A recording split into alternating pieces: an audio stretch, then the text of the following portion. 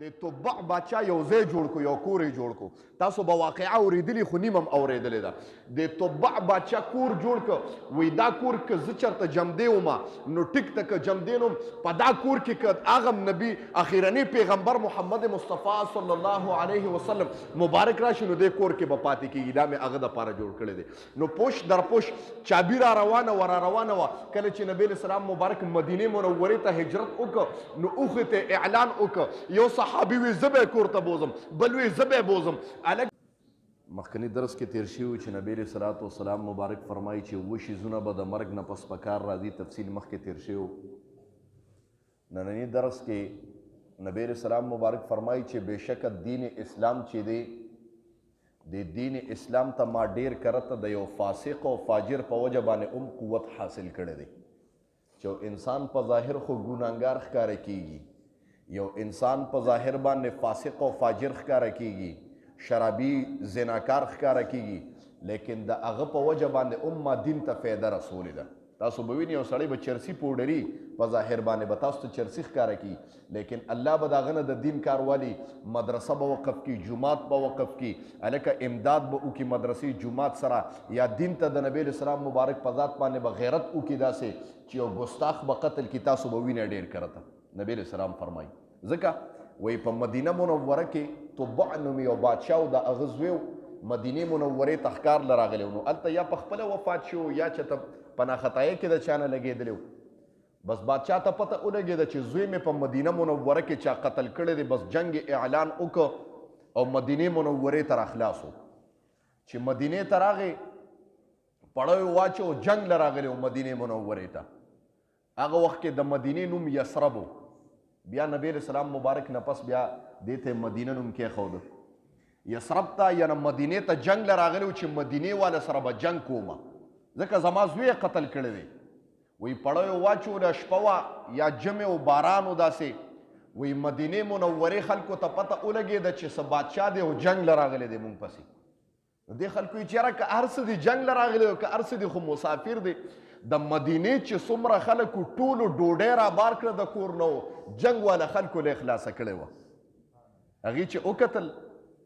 چې دا څنګه خلک دی، مونږ راغلی جنگ لی او دوی ټولو ډوډۍ د کور نه رسته ده او راخلاص کړي دي. دا خو د مدینې خلک و، د نبي علیه السلام مبارک د کلي و که نه، ځکه داسې خلک و. وایي چې ډوډۍ ورته کېښوده، بادشاه ورته یې زه جنگ له راغلی یم تاسو پسې، زوی دې راله قتل کړی. هغه ورته جنگ سره به بیا ګورو، خو تاسو زمونږ میلمانه یا مسافر یې، تا ته چا غلط خبر رسولی دی، زوی دې په خپله باندې وفات شوی دی، چا درته غلط خبر رسولی. خیر دی که جنگ کې نو وکړه، خو اول دا روټۍ وخوره، تاسو زمونږ میلمانه یې. وایي بادشاه چې دا کار ولید، روټۍ وخوړه، وی هتیار یې ټول وغورځول. وایي دا څنګه عجیبه خلک دي، زه جنگ له راغلم، حمله پې کومه، زه دله ښځې کوم بچي دله یتیمانان کوم او تاسو ډوډۍ رازغلوئ. بادشاه ته جواب میلو شو. وایي ته خبر نه یې دا د چا کلی دی، دا د چا کلی دی. وایي دا د چا کلی دی؟ وایي تاریخ او کتابونو کې راځي چې په دا کلي کې به آخري پیغمبر محمد مصطفی صلی الله علیه وسلم مبارک د مکې نه تنګ شي، د مکې خلک به راوشړي نو مدینې منورې ته به راشي، او دې ځای کې به بیا نبی علیه السلام پاتې کېږي او قبر مبارک پې هم جوړېږي. دا د هغه امت راځي. وي ښه د تبع باچا یو ځای جوړ کو، یو کور یې جوړ کو. تاسو به واقعه اورېدلې خو نیم هم اورېدلې ده. د تبع باچا کور جوړ که، وایي دا کور که زه چېرته جمدی ومه نو ټیک ته که جمدی نوم په دا کور کې که هغه نبي اخرني پیغمبر محمد مصطفی صلی الله علیه وسلم مبارک راشي نو دې کور کې به پاتې کېږي. دا مې هغه دپاره جوړ کړی دی. نو پوش در پوش چابي را روانه وه. کله چې نبی علیه السلام مبارک مدینې منورې ته هجرت وکړه نو اوښې ته اعلان وکړه. یو صحابي وی زه به کور ته بوزم، بل وی زه به بوزم. هلکه اوښې ته نبی علیه السلام وی چې دا اوښه په کوم کور کې کېناسته، زه د هغه میلمه یم. اوښه روانه وه د ابو ایوب انصاري په کور کې کېناسته. وی خلکو دا مشهوره کړې ده، وی د ابو ایوب انصاري رضی الله تعالی عنه په کور کې نبی علیه السلام ډېره و. زه وایم ما نه تپوس وکړه، تا تاریخ پوره نه دی کتلی. دا کور هغه کور و چې تبع باچا جوړ کړی او چابي د دې نیکله ورکړې وه چې پوش در پوش په پاتې کېږي. زه ابو ایوب انصاري د نبی علیه السلام په کور کې پاتې کېده. زما محترم دا هغه کور چې په ظاهر خو بادشاه ظالم و ډېر زیات لیکن کار ته الله داسې اغوستی و چې نبی علیه السلام مبارک مدینې ته راغی نو د هغه په کور کې پړو اچولی پروت و چې نوم یې د ابو ایوب انصاري د مدینې منورې ته لاړی اوس هم مسجد نبوي سره هغه ځای دی کوم دی کې چې اوښه ناسته وه هغه ځای اوس هم شته که څوک لاړه الله دې موږ ټولو ته د مدینې منورې دیدار نصیب کړي ټولو یې امین یو خبره نبی علیه السلام وایي دین بعضې کرته د فاجرانو فاسقانو نم دین اسلام ته قوت حاصلیږي او دویمه خبره نبی علیه السلام مبارک فرمایي د قیامت په علاماتو کې یو علامه دام ده چې ان الله دا خلک چې دي بېشکه دا خلک چې دي ان یتباهى الناس فی المساجد په مساجدو باندې به فخر کوي دې حدیث ته غوږ کېدی ښه چې کله یو قوم په مسجدونو باندې فخر شروع کړي چې دا زما جومات دی ځکه زما نیکه وقف کړی یو دا وایي بل وایي بهی د استاد دې کې څه کار دی دا جومات زمونږ دی چې کله په یو قوم کې دا خبرې شروع شوې نبی علیه السلام فرمایي دا د قیامت علامات دي بس ورنه جومات ته ځئ یو خبره یاد ساتئ کوم مسجد چې وقف شوي نی ځای ته معنی الله ته وقف شوي نی په هغه جومات کې د جمع مونځ ګورې نه کېږي ښه دا خبره یاد ساتئ که یو سړی وایي چې بهی د استاد دې کې څه کار دی جومات خو زمونږ د کلي والو دی کم کس چې دا خبره وکړه چې جومات زما د ماته د انتقال وښیي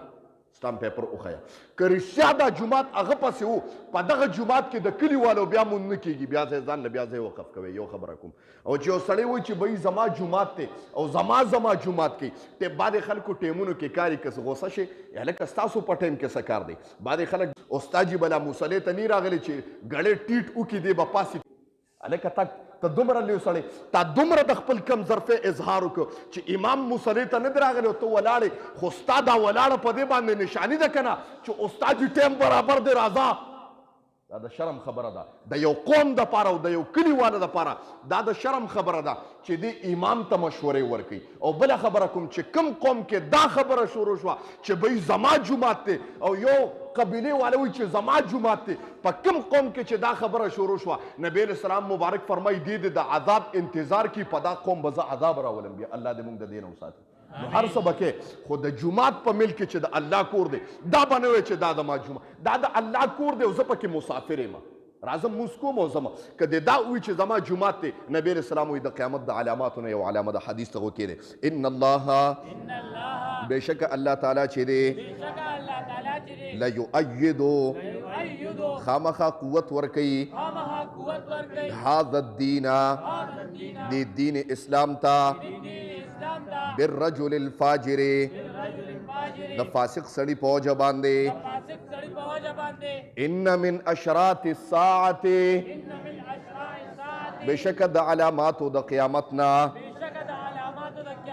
ان دا خبره ده یتباهى الناس چې فخر به کوي خلک فی المساجد په جوماتونو باندې واخر دعوانا الحمد لله رب العالمین بس نن دغه نه کوو دعا کوو ډېر ملګري به جنازې له تللي وي او تاسو به دایم نو ځان به تیاروئ امین الحمد لله رب العالمین الله موږ چې کوم درس وکړو خدای خپل دربار الهي کې قبول او منظور کړي د دې درس په برکت باندې حاضر مجمع ته خدای په نظر د رحمت شفقت الفت او محبت خدای وګوري الله ستا رضا له راغلي دي ستا در ته راغلي دي ستا چوکاټ ته راغلي دي خدای زړونو کې څه قسم شرعي مقاصد دي الله د خپل در نه پوره کړي کوم ملګرو ته سخت نه سخت مشکلات دي الله ته مشکلات حل کولو والی الله مشکلات په خپل دست قدرت باندې حل کړي الله د حاضر مجمع د هر قسم آفات او بلیاتو نه خدای وساتي په د حاضر مجمع کې څوک قرضداري دي الله د قرض د عذاب نه وساتي